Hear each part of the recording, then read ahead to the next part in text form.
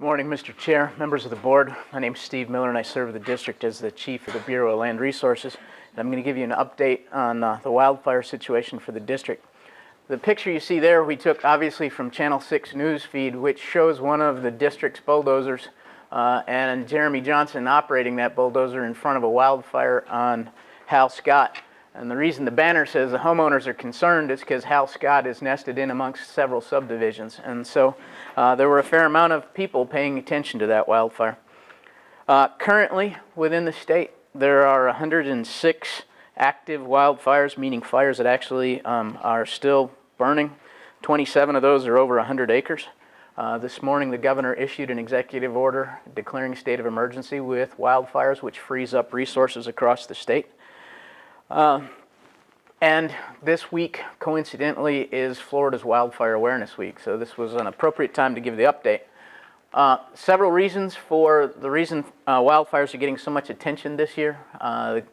This is an article where Commissioner Putnam is quoted about saying the increased acreage burned. And so in this chart, on the top chart, is the number of wildfires, and you can see that they're up a little bit. But what the biggest change, what you see in red is the current situation for this year, and the yellow bars are the 10-year average.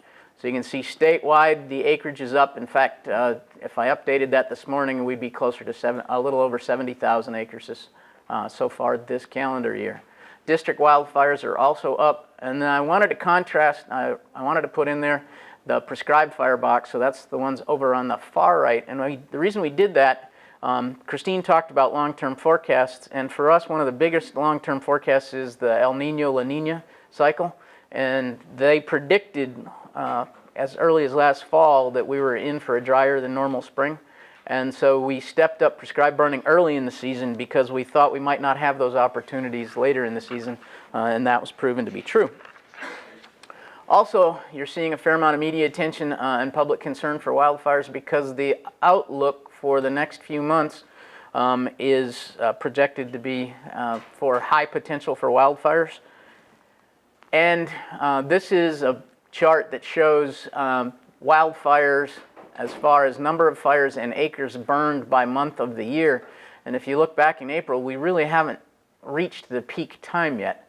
And one of those big triggers, that bottom graph, shows you what the effect of lightning is as far as numbers of fires and acres burned.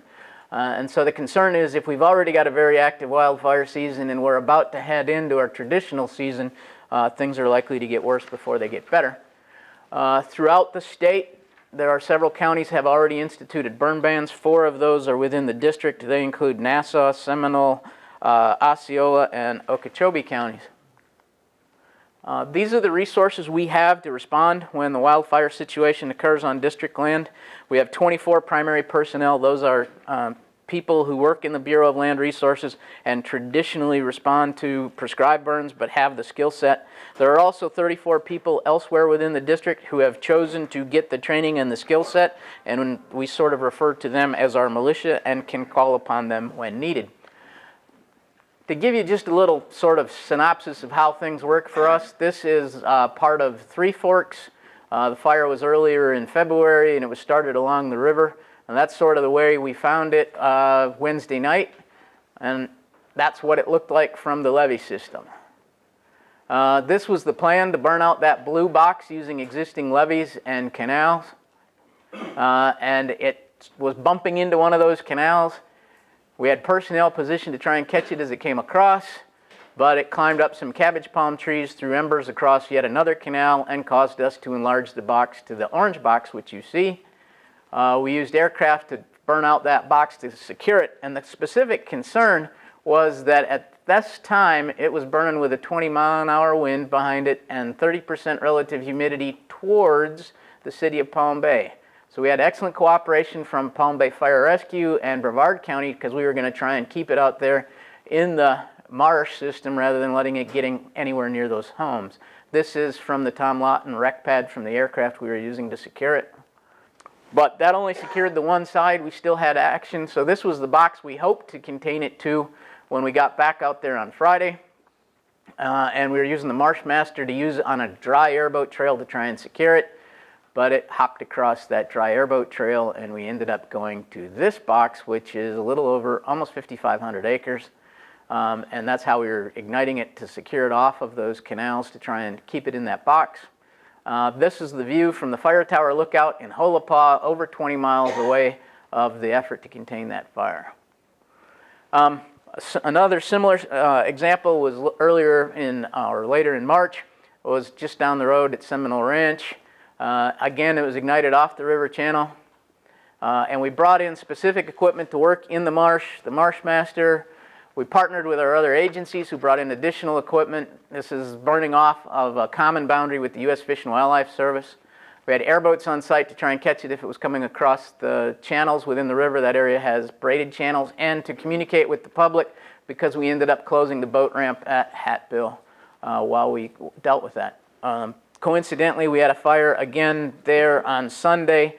This one is continuing to impact State Road 50, which so many people have asked me, if you prescribe burn, what's the difference between the ecological effects of a wildfire and a prescribed burn? The ecological effects in the marsh may not be different, but in this case, those fires are blowing smoke across State Road 50, which requires traffic to be contained.